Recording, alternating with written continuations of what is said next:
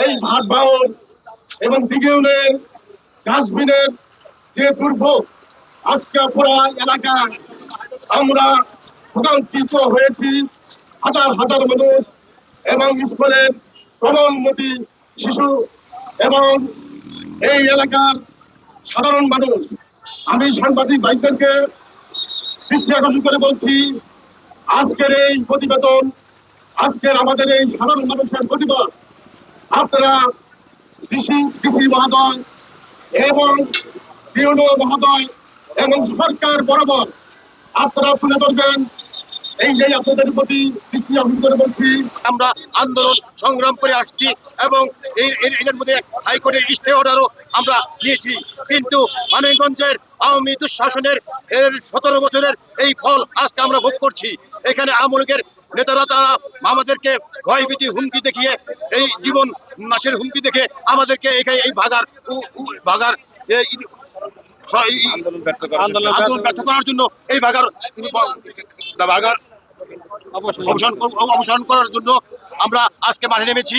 আমরা এই ভাগা মানিকগঞ্জবাসীকে বলতে চাই, এই মানিকগঞ্জ পৌরবাসীকে বলতে চাই এবং প্রশাসনকে বলতে চাই, অতি সত্বর এই ভাগার এখান থেকে অপসারণ করে আমাদের এই মূলযান বাগযান ভাট করে মানুষকে দ্বিগুণবাসীকে একটা স্বাস্থ্য হুমকি থেকে পরিত্রাণ করা রক্ষা করার জন্য বিশেষভাবে অনুরোধ জানাচ্ছি। সকলে মিলে দিঘি ইউনিয়নবাসী প্রতিবাদ করেছে, বিক্ষোভ করেছে, মানববন্ধন করেছে, কিন্তু স্বার্থন্বেষী মহল হাতে গোলা 3-4 জন তারা রাতের আধারে মন্ত্রীর সাথে আলোচনা করে নগদ টাকার বিনিময়ে তারা এইখানে ডাস্টবিন তৈরি করে।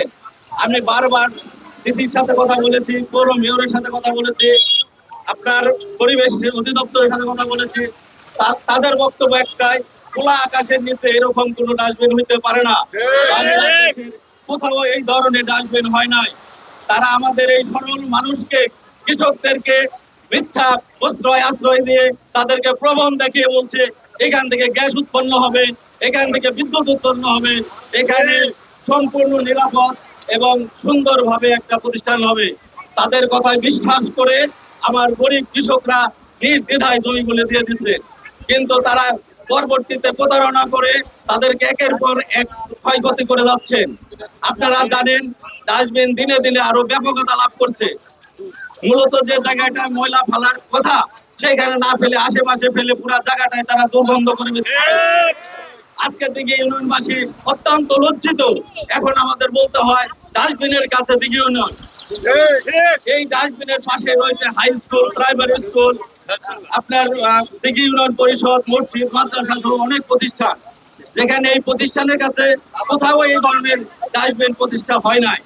আমরা সকলের দাবি একটাই, হয় এখান থেকে ডাস্টবিন সরিয়ে নিতে হবে, না হলে আন্দোলন করে এটাকে সুরক্ষিত করতে হবে যাতে এর দুর্গন্ধ আশেপাশে না ছড়ায়।